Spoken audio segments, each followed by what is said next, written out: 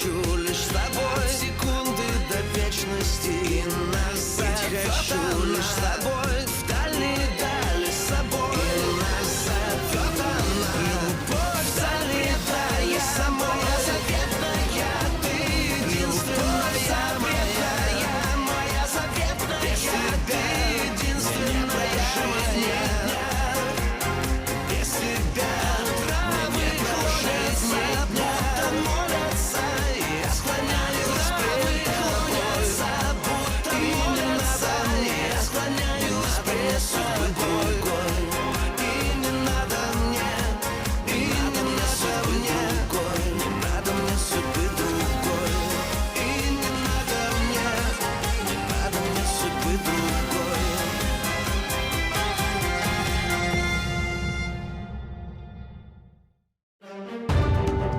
فاطمة للأسف أكلت من التمر وكانت رح تموت، والدكتور موريسون بيتوقع أنه الفواكه مسممة. أيقول بتشك أنه كان في علاقة ما بين آلتان وزليخة. دينيس وعمر بيخبروا السلطان أنه زليخة حامل من حدا تاني غير زوجها.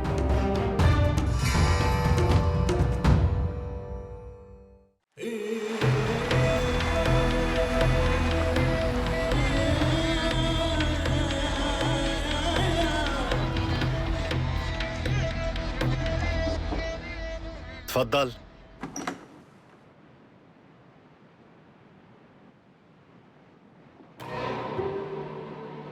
مصطفى بيك، بدي أحكي معك. تفضل، أنت بتشرفني.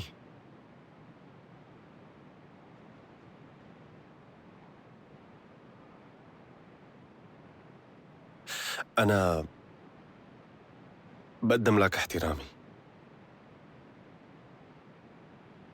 أنا مبسوط فيك.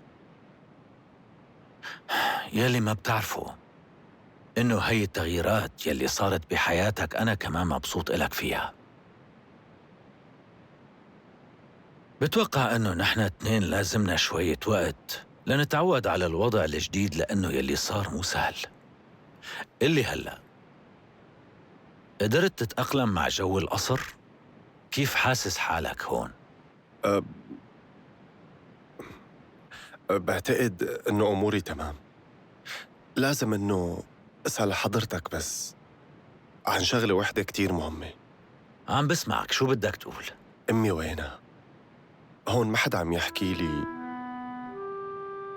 لا شو اسمها ولا إذا عايشة. آلتان، أنا بوعدك يا ابني خبرك كل شي عن هالموضوع، بس هون ما له المكان المناسب. هذا الموضوع كمان مهم بالنسبة إلي. هلأ بدي منك شغلة، بدي تساعدني. بعمل أي شي بتطلبه. غولي خان اجوا أخدوه. كيف أخدوه؟ وليش؟ هذا يلي ما بعرفه لهلأ، وسألت كتير بس ما قدرت أعرف أي شي. علاقتي بمولانا السلطان تغيرت فجأة للأسوأ، حتى وقت إجيت رفض يقابلني. لهيك أنا بترجاك إنه تساعد غولي خان. مصطفى بيك، بعرف شو هي مشاعرك تجاه غولي خان، بس إذا التهم اللي رح تكون موجهة له صحيحة وعليها أدلة، فما رح أقدر كذب على السلطان وقول له إنه مو مذنب. بس أنا عم ترجاك إنك تساعده كرمالي، تستغل المكانة اللي أنت فيها وتحاول تحل القصة، وتطلب من السلطان إنه ما يعاقبه. بترجاك إنه تساعده يطلع من هالقصة آلتان، لو سمحت. أخوك هلأ بحاجتك.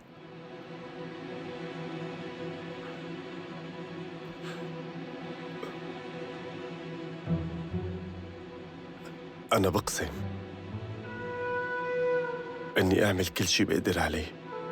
بتشكرك يا ابني، بخاطرك، الله يحميك.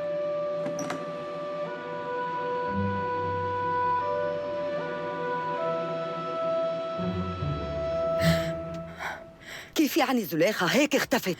الأرض انشقت وبلعتها خلاص؟ العفو منك، عم نراقب طول الليل، كنا منتبهين منيح ونحن دورنا بكل غرف الحرم لك. يا أغبياء، رح أبعدكم تروحوا على الريف، بزيادة عليكم ترعوا الغنم. ليش اختفت فجأة؟ ليكون في حدا نبهها. جاوبيني لشوف متفقين انتو؟ لا صدقيني لا. كيف اختفت فجأة؟ انتي وينك؟ ليش ما انتبهتي لها؟ أنا ما بعرف، كنت نايمة. نايمة؟ ما بتلاقوا زليخة. انتي وقتها رح تروحي فوراً على السجن، عم تسمعيني؟ فهمتي هلأ؟ ست دينيس، يلا نقي وحدة من هدول. روح هلأ، ما عندي وقت لك. بعدين لا يا دينيس، إذا هذا ما موضوع لقيتيها مهم، رح اسمعيني. أحاسبك. أنا شفت ماما، هي إجت لعندي بس بالحقيقة هالمرة. هلأ ما عندي وقت لهالحكي. روح، شو هالكلام؟ روح بعدين. دينيس،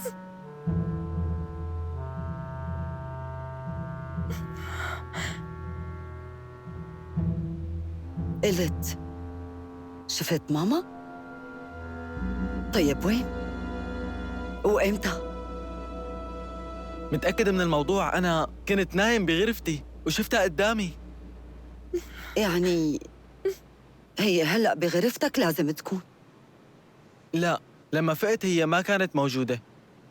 خليك انطرني، ما تخليه يروح على محل. تعالوا بسرعة وراي.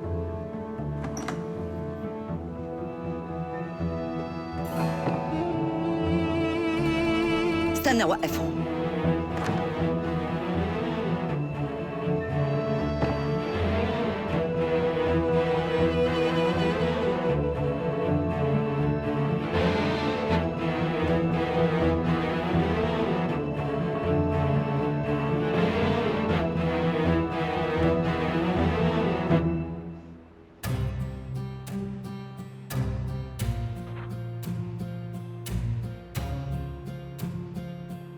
زليخة؟ لقطتك. تعالي لهون.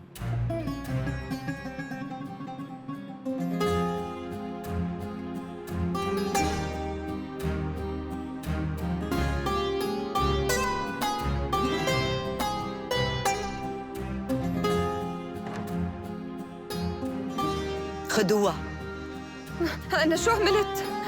خدوها ودوها لعند السلطان، هو بنفسه بيشوف الوضع. فهموني شو اللي عم بيصير؟ اتركني، بعد عني.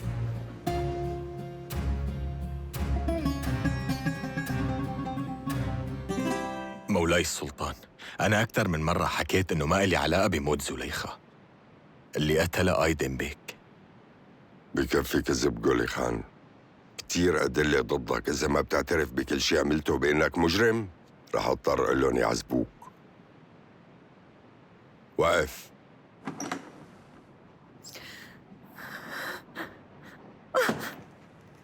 اللي بيبرر لك بس انه زوجتك هي متهمة بالخيانة والزنا.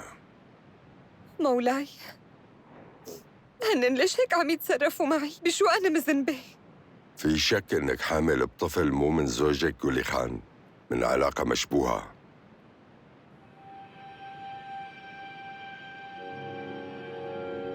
قولي خان، أنت بتعرف إنه أنا بعمري ما حبيت حدا غيرك. هيك لكان، بس الدكاترة عندهم رأي تاني. معتبرين انك حملتي بعد ما اختفيتي عن الكل واعتبروكي متي. وين الحقيقة؟ شو رأيك قولي خان؟ كان عندك سبب تقتل من شانه. مولاي،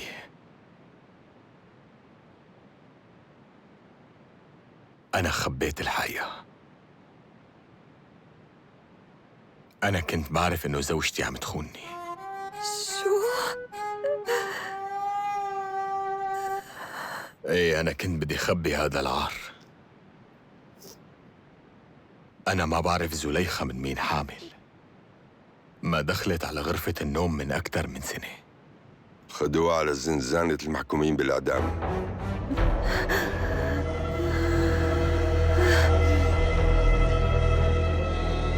على زنزانة المحكومين.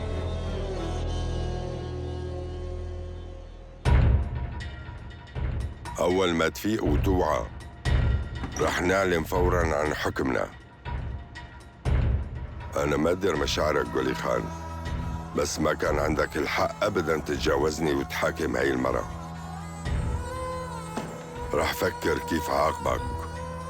فيك تروح وترجع على بيت أبوك هلأ.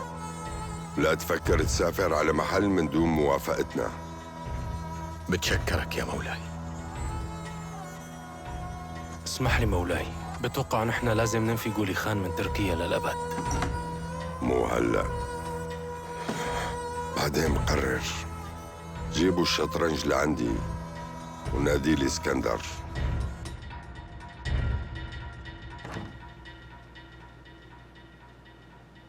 انتو هون؟ ست دينيس، كنتي عم تدوري على أمي، ما؟ انتي روحي، وانت اسكندر روح. استنى شوي. اما تعالي شوفي، حاسة كأنه عيونه تعبانة زيادة، ما هيك؟ أنا مو شايفة إنه عيون اسكندر مختلفين بشي عن العادة ست دينيس. انتي ما عم تطلعي منيح. إيه مو عيونه بس وشه مصفر شوي. خدوه سخنان، مرتفعة حرارتك. انت مانك منيح، مانك منيح. ست دينيس، شو هذا الحكي اللي انت عم تقوليه؟ الدكتور موريسون اليوم الصبح كشف علي وقال اني مثل الحصان كمان، وبعدين انا من زمان ما عم اسعل. ما امشي. شو معتر وحظك قليل يا ابني. مرضك انت، لا هو الحمى ولا هو السعلة. اسمع نصيحتي يا ابني بتغنى. اسكندر، لا تقول لحدا انك اليوم بالليل شفت على الحقيقة ماما. ما رح يصدقوني ما؟ أسوأ، رح يحطوك بالمستشفى يحبسوك مع دواء كل شوي. ومن شو رح يعالجوني يا ست دينيس؟ ما في داعي تسأل أسئلة كتيرة يا ابني، بس اسمع كلامي انت. رح اسمعه. برافو عليك. بعتذر دينيس خانم، مولاي السلطان عم يطلب اسكندر بيك لحتى يلعب معه شطرنج.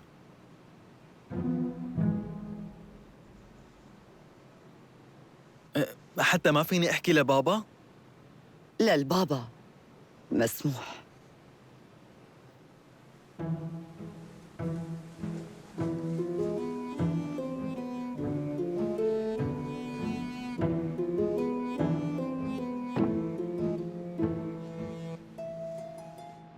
اللي بيحملوا هذا الشعار هن طبقة مختلفة عن العامة، الأرستقراطيين النمساويين.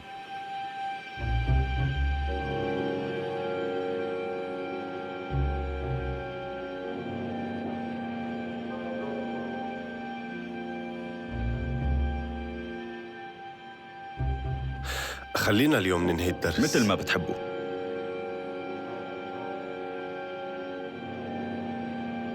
طلعوك براءة؟ كنت بدك تشوفني بالسجن؟ لا ليش؟ أنا مبسوط لك. أنت وكيف بتحب ناديلك هلا؟ السيد الوريث؟ مثل زمان. زمان كان في خادم مخلص عند أبي اسمه ألتان، بعدين خاننا وهرب. بالمناسبة بتعرف إنه هاي الغرفة كانت قبل لإلي؟ قبل ما يصير مغضوب علي. لا ما كنت بعرف. وأنا وصغير قضينا كتير أوقات هون، لعبنا هون. السلطان كان يدور فيني دايما كانوا يجبروني ألعب معه. الأجدى باسكندر عن جد مسخرة. تغير هلا، هو كبر وبيلعب شطرنج منيح. ايه، كل شي هلا تغير.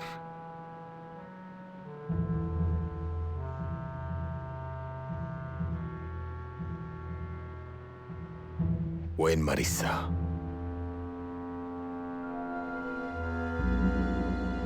وانت شو بيهمك؟ لساتك محبوس بهالفكرة؟ وين ماريسا؟ أنا بعرف إنها بتركيا. اتركها بحالها، هي قررت تتزوج. مين هو؟ هالشي مو مهم، ما رح تتزوج حدا منا.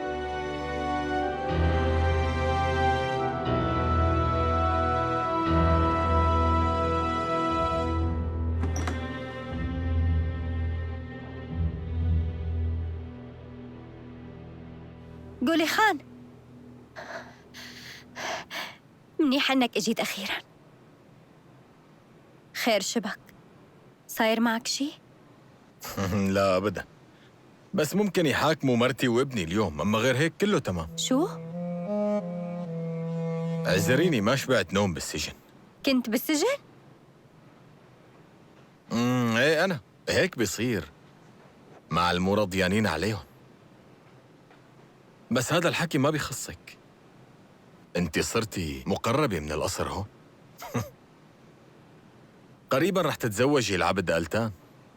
ألتان ما عاد عبد، هو وريث العرش هلا وبيضل أخوك يا غوليخان. لكان الله يريحني من هيك أخوة. العبد بيضلوا عبد. بس كتير عجبتني طريقتك.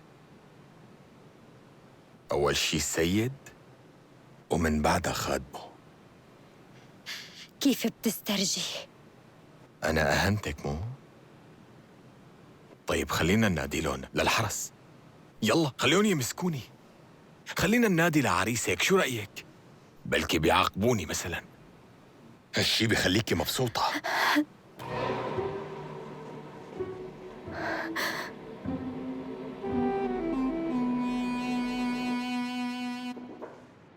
تفضل.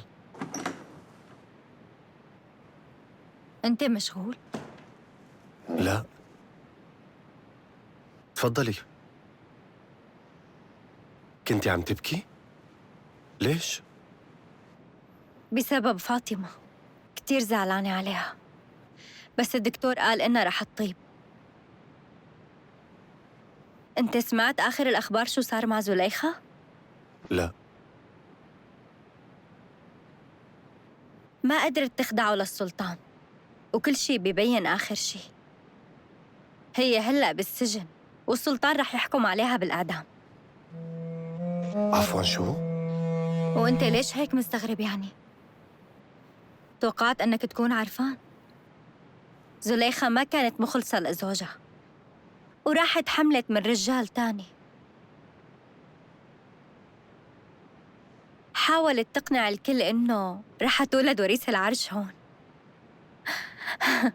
شو إنها وقحة. مستحيل يكون صح. ليه أنت متأكد لهالدرجة؟ لأنه هذا الموضوع مستحيل قلتلك. أنا خدمت ببيت غوليخان. شو؟ كنت لهالدرجة قريب من زليخة لحتى تخبرك كل أسرارها يعني؟ كان شغلي إني راقب وأحمي هالعيلة هي. زليخة كانت مجنونة بزوجها. أنت ليش عم تدافع عنها؟ ما لها ذنب بالموضوع. اعذريني بس أنا لازم. ألتان، بنصحك ما تتدخل بهذا الموضوع أحسن لك. وإذا سألك السلطان شو بدك تقول له بصراحة؟ مين كان عشيق زليخة؟ وليش لازم يسألني أنا عن هالموضوع؟ ما أنت خدمت عندهم وبتعرف عنهم كل شيء. يقول أنا ما عم بفهم عليكي تماماً شو اللي عم تلمحي له، بس بعدين بنحكي بهالموضوع.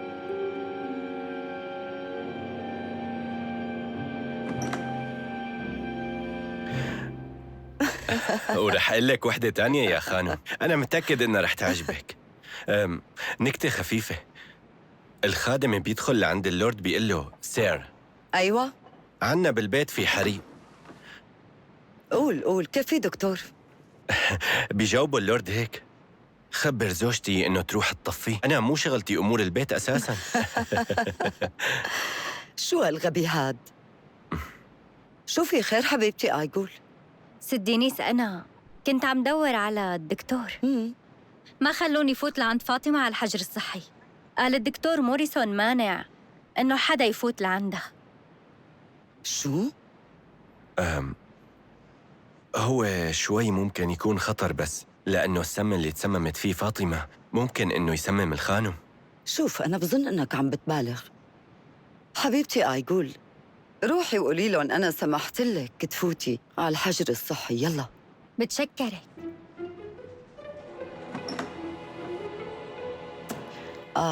هلأ السم ممكن ينتقل من شخص لشخص غيره؟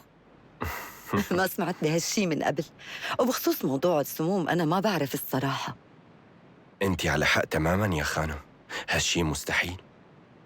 أنا أصلاً عم أحكي عن الخطورة، حتى ما يدخل حدا غريب لعندها على الغرفة. شو؟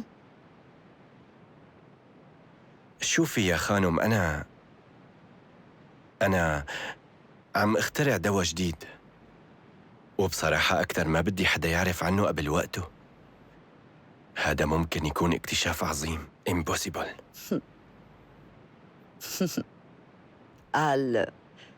وأنا يلي كنت مفكرة القردة آيغول ممكن تتسمم وتموت. إذا كان الأمر ضروري فهي ممكن تموت من السم أو من الترياق. بعدين نحن قدامك نبهناها. ايه، هالشي كتير منيح. لهيك عجل يا دكتور، أعطيها ترياق بإيديك.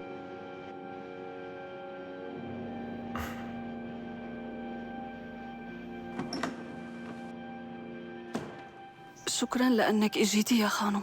فاطمة، أنا كتير زعلانة، بس أنتِ رح تطيبي عن قريب. قولي لي شو كان بدك تخبريني بغرفة آلتان؟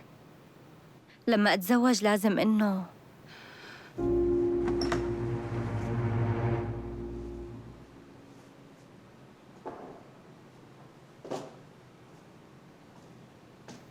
بيوم العرس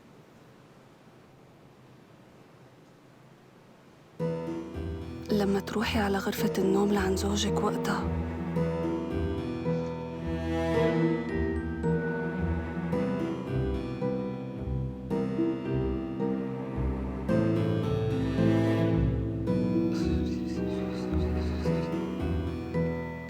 وهو ما رح يعرف أي شيء.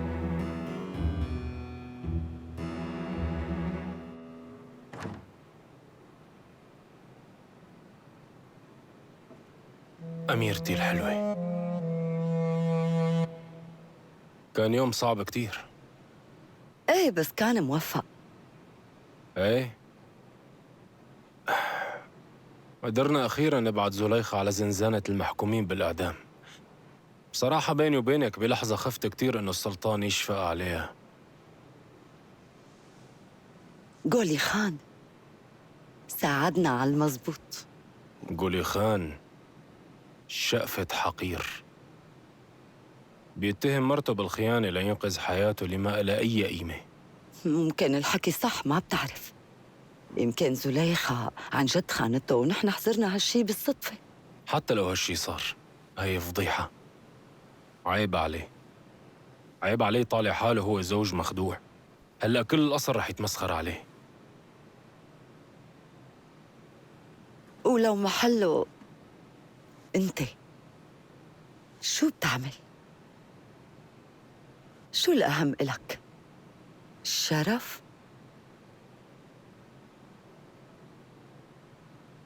ولا تعيش؟ في أمور أغلى من إني أعيش. يعني مثلاً المحبوب؟ أكيد أهم شي المحبوب.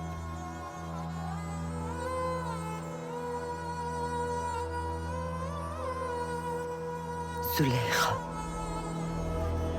لازم يخلص دورها فورا. هي هلأ بتعرف موضوع ما لازم إنسان بالدنيا يعرفه. أنت عم تسمعني عمر؟ برأيي إذا بتموت زليخة بالسجن ممكن يشكوا فينا نحن الاثنين. ما في داعي للعجلة، هي محكوم عليها بالإعدام. أنا ما بدي إنه نستنى. أنا ما صار لي زمان بمنصب الوزير ولازم ألتزم بالقوانين. التزم شوي. أنا عن حالي بدبر حالي. بالمناسبة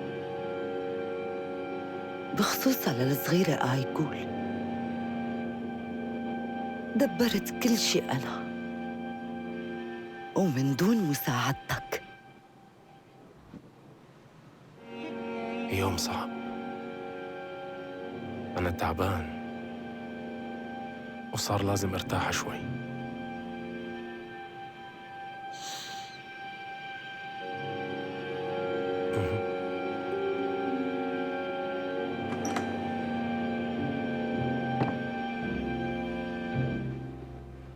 تعرف شي وين الست آيغول؟ ما شفتها يا بيك. هي انت ما شفت الست آيغول؟ هي بالحجر الصحي عند خادمتها فاطمة. يا خانم، انت من زمان هون ما بيصير. هذا المكان ممكن يضر بصحتك. اشربي هالدواء من ايدي لحتى ما تنعدي. ايه بشربها. ديري بالك تشربي الدواء يا خانم، كل أدوية الدكتور مرة وبعد ما أخذهم بحلم أحلام مخيفة. فاطمة، كل الأدوية مو طيبة ومرة كمان هيك. بتعرفي ليش؟ كل الأدوية هي سموم. يا رب ترحمنا برحمتك. ايه، بس بتكون نسبته قليلة بالدواء، نسبة بتكفي لتقتل كل الأمراض، بس ما بضرنا بشي نحن. صحيح يا دكتور؟ انت مو بس حلوة وذكية كمان. لهيك لازم تشربي الدواء اللي بيعطيكي اياه الدكتور، وأنا رح أشرب لحتى ما أمرض. آيغول لا! كبيها! شو يلي عم تعمله أنت؟ فاطمة! تعالي! تعالي!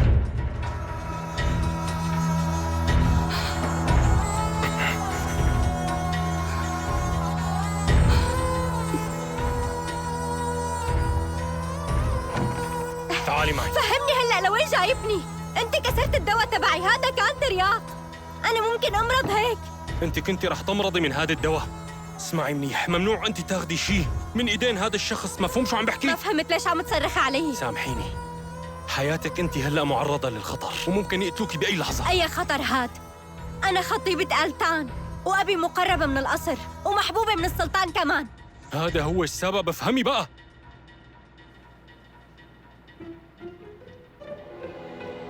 بدك تحاول تقول إنه في مين عم يحاول يخطط يقتلني ويتخلص مني؟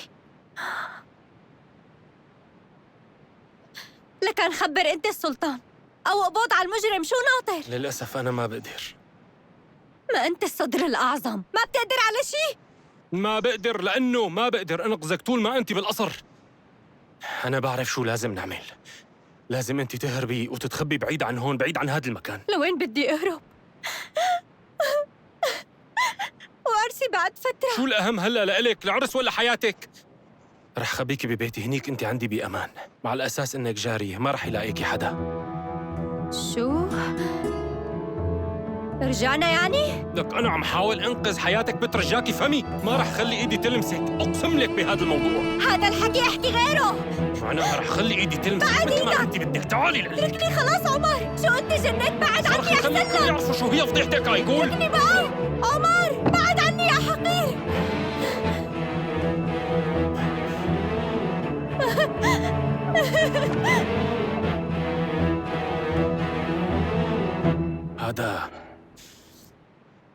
هذا الشيء صار عن غير قصد، فيني اشرح لك كل شيء. ليش عم تبرر لحالك عمر؟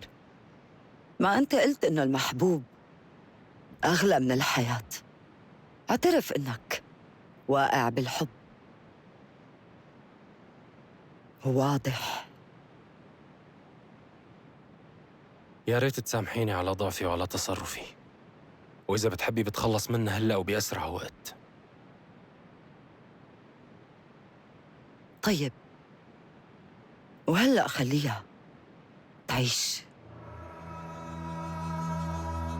بس لما ندمره لآلتان ساعتها أنا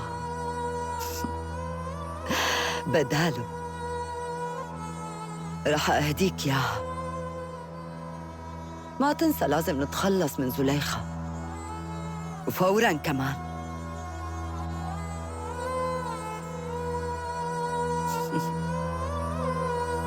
يا حضرة الوزير.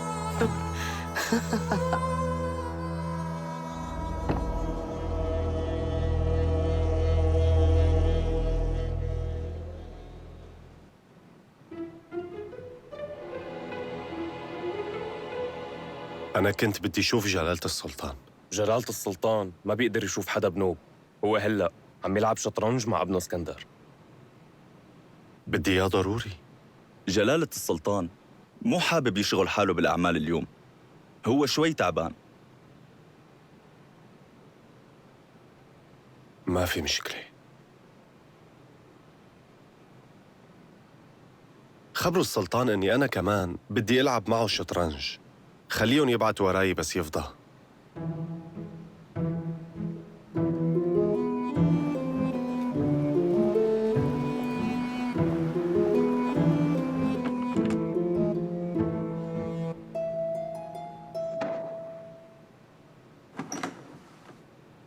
قولي خان، نشكر الله أنك رجعت. قديش مبسوط. بتعرف شغلة؟ قبلوا يخلوك تطلع بفضل مساعدة ألتان.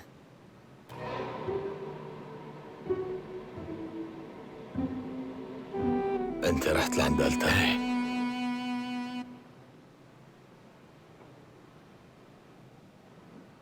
إيه وشو؟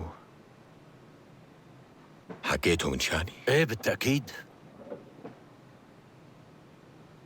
يعني هلأ أنا مديون للسيد ألتان. ما كان عندي خيار تاني. مولانا السلطان ما استقبلني حتى، خلاني واقف ذليل على بابه. لولا ألتان كنت لساتك بالسجن لهاللحظة هي.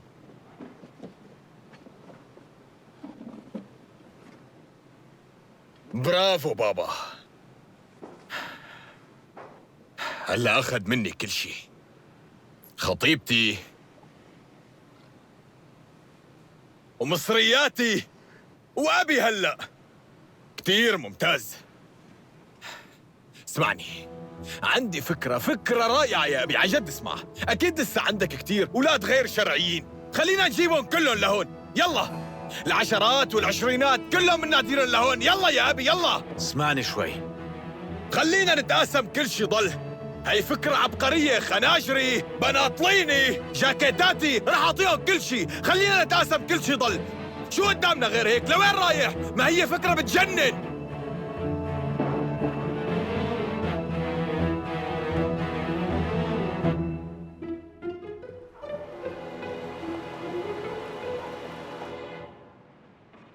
اسمعني منيح، عم لك هاد الولد ما لازم يخلق لو شو ما كلف هاد الأمر.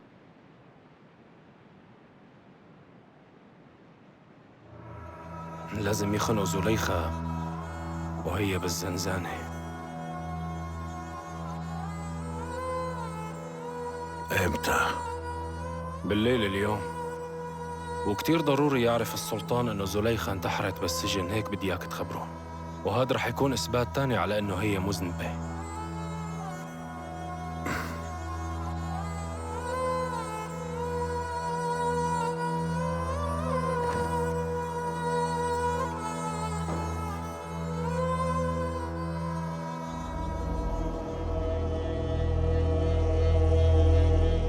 بترجاك جلالتك تلغي أمرك الصادر بإعدام زليخة.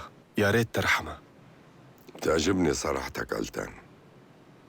أنت ما بتعرف تلف وتدور، ممكن يصير منك حاكم بعدي. أنا مستحيل كنت أطلب شي من شانها لو إني ما كنت واثق ببراءتها، صدقني. أنا كمان زعلان على زليخة، بس هي لازم تموت. تهمتها مثبتة وموثقة بالشهود كمان. شهود شو جلالتك؟ حضرتك سمعت إنه قولي خان حاول يقتل أكثر من مرتين، ما بيصير نصدقه. ممكن هي بتستاهل كان يقتلها. بدي أقسم لك بالله جلالتك. لا تحلف على الفاضي يا ألتان. لساتك صغير وما عندك خبرة، والشفقة بسهولة بتلاقي طريق لقلبك، واللي بده يفكر بمصلحة الإمبراطورية ما لازم يكون عنده شفقة. إذا بدك تشفق وتسامح هيك فرح يحتقروك. كون صارم وثابت قدامهم، ساعتها كلهم بيهابوك وبيحترموا فيك القوة. للأسف هيك لازم تكون السلطة. وشو حاجة السلطة لموت مرة مسكينة؟ هاي وحدة مجرمة، قانون والعدالة لازم ننفذهم هون. ولا بتعتبر يا قلتان لازم نترك المجرمين بلا عقاب مثلاً؟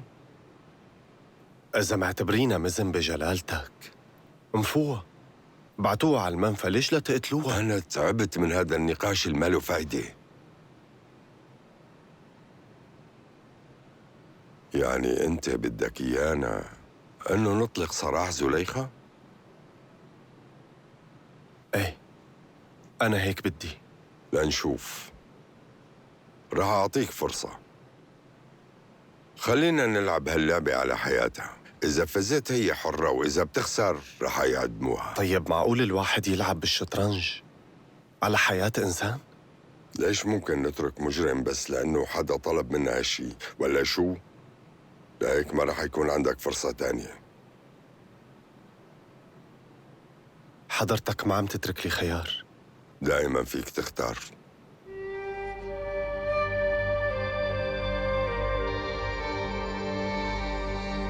أنا موافق. اقعد.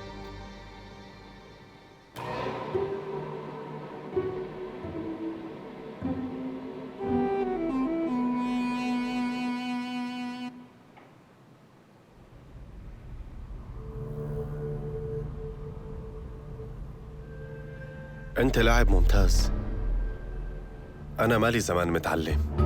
إذا كنت ما بتعرف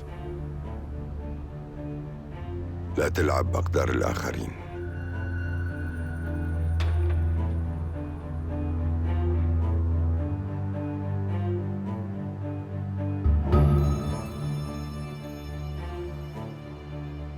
مات الملك.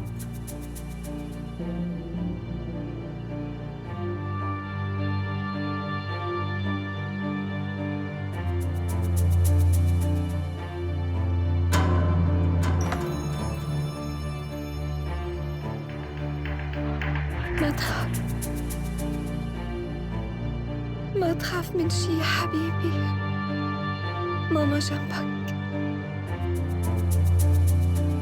ما حدا رح يزعلنا بشي.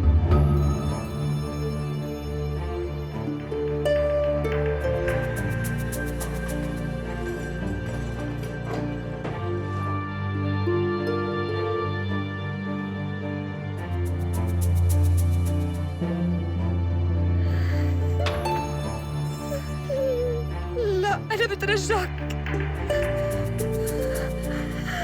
ارحمني بترجاك، أنا بترجاك بس خلوا ابني يجي على الدنيا.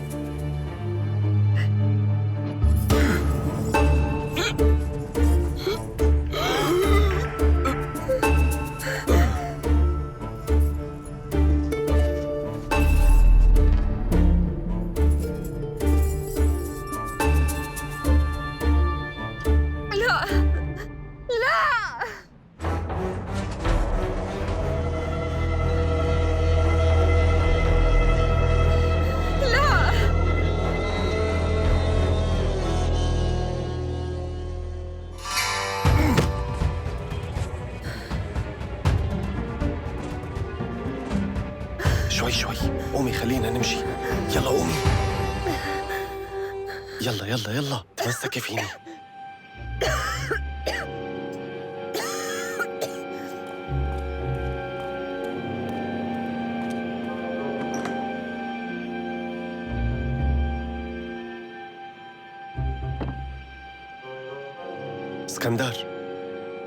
اسكندر فيق شوي. اسكندر فيق، بدي اياك. قلتان بدي مساعدتك. ليش؟ شو في؟ قوم نروح. لوين؟ قوم البس، بشرح لك بعدين، عم بستناك.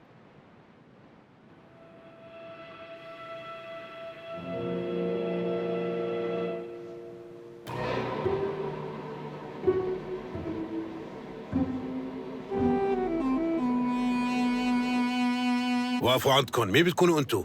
وشو عم تعملوا هون؟ نحن حفارين القبور يا سيدي. طلع من القصر بتصير بموافقة مولانا السلطان أو عمر باشا. أنتوا معكم هيك موافقة؟ نحن حاملين جسد المسكينة فاطمة. الدكتور موريسون أمر إنه ندفنها بسرعة لأنه ماتت من مرض مخيف أو سم، أنا ما بعرف فيهم بالضبط. في حدا بيدفن بهالوقت؟ الأصول بتمنع يندفن حدا بعد المغرب، هيك بيقول الشرع. الدكتور موريسون لهلا ما بيعرف قوانيننا؟ الدكتور قال لازم ندفنها بالمقبرة السوداء وبسرعة حتى ما ينعدى حدا منا. معناها روحوا ادفنوها بسرعة بلا ما حدا ينعدي. يا باشا، يعني نحن معقول انعدينا لأنه كنا قراب منا؟ إذا متت بعد 3 أيام مثل المسكينة فاطمة فهذا أكبر دليل على أنك انعديت.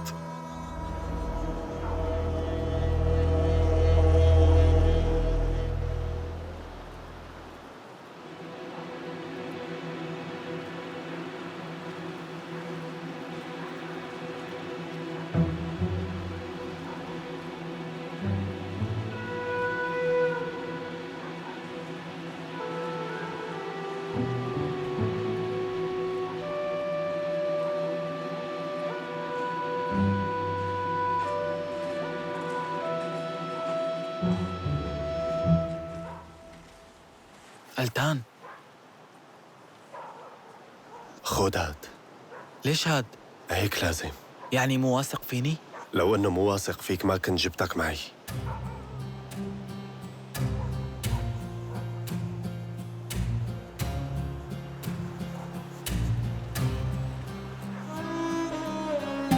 خليك واقف. ألتان؟ أنا هون. امشوا.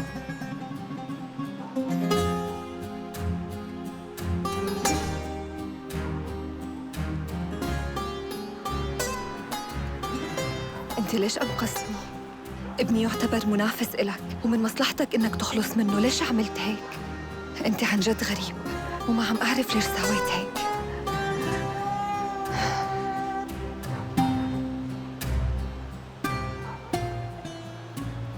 ما بعرف شو بدي جاوبك.